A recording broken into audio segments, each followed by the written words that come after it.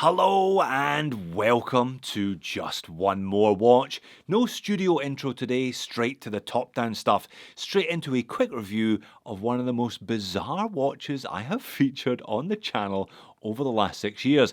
This one raises a number of questions that I feel we need to answer today. The classic W questions. Who, what, when, where, and why? Let's start with the who. Who is responsible for this watch? Well, it comes in a Kronos branded box, and I have it because I got a message from my contact at Kronos a couple of weeks ago offering to send me one for review. Now, you saw the pop-up today. I do not have to send it back. I will therefore leave a link to this watch in the Kronos official store on AliExpress in the video description if you'd like to check it out for yourself. Now, I did warn them that this review would be an honest one and not necessarily complimentary because it was one of the weirdest watches that I've ever seen. In fairness, my contact at Kronos was fine with that. They said the watch was made by a friend of theirs and they were just looking for some coverage. Any coverage would do.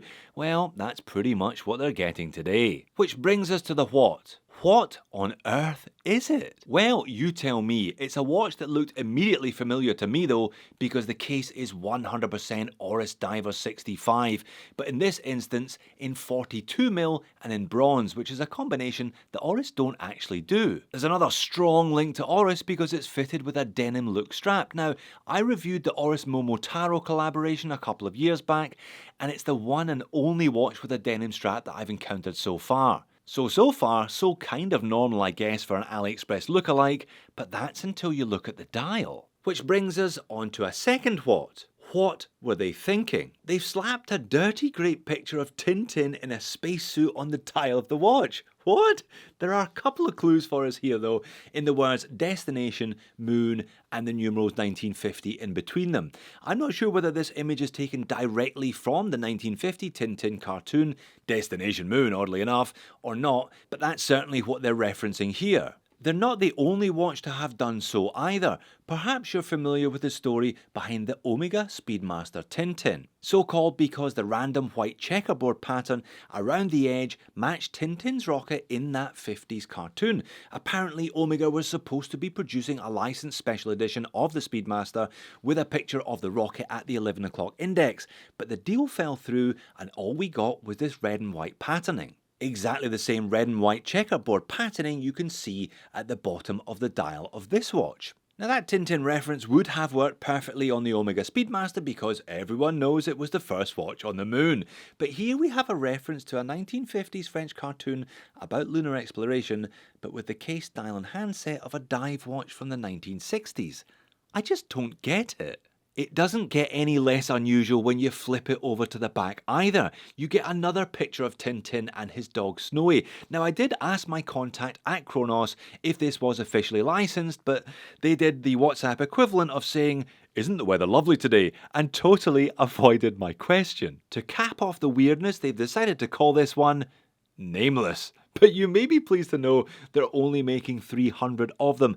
I assume this is telling me it's one of 300 rather than telling me it is number one of 300. Behind that case back you get a choice of either a PT5000 or in this case a Sellita SW200. Now if you go Swiss you get something that is undoubtedly a novelty but doesn't have a novelty price tag, coming in at just over $350 US. Now that isn't really all that bad for a bronze watch with a Sellita in it.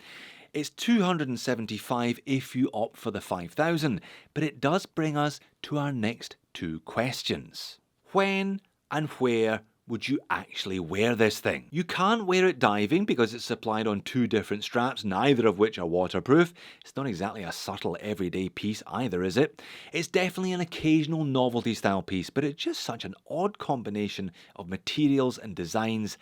I'm not personally sure what I would do with it. I mean, it's actually quite nicely done. Kronos know how to make a good watch. It's proper marine grade bronze, so it's going to age really well, and it came vacuum packed in its own little sous vide bag to ensure that the bronze was still shiny and bright in transit. The bezel action is very impressive. I mean, really nice. As I said, they know how to make great watches. They make some cracking Rolex homages that I've reviewed in the past, and I've kept one for my personal collection, as you can see here. It has a screw-down crown and 100 metres of water resistance, exactly the same as the Oris upon which it is undoubtedly based, and the loom is arguably better than you'll find on an Oris 65, which sadly will be no surprise whatsoever to people who own an Oris 65, I'm afraid. The Tintin graphics look good on both the front and the back, although if we look at that dial again, it looks like they've got the indices from a 36mm Diver 65 rather than a 42. Why are they so small and why do they sit so far inboard?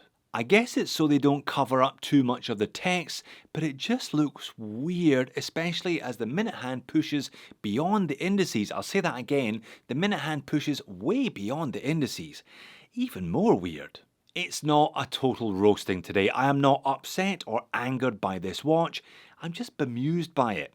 So let's make it short, if not particularly sweet today, by asking the final question already. Why does this watch exist? Why did someone sign this off? Why did someone take a look at a mishmash of Orises with Tintin cartoons on the front and the back, with small indices and big hands, and a denim strap and bizarre branding and say, yes, that's it. That's the watch I want you to make and sell on my behalf, and people will buy it because it now exists.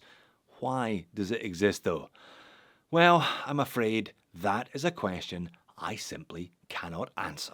If you want to look at something made by Kronos that isn't quite this ridiculous, click here or here. Thanks for watching this one. I'll see you again in a future video, I hope.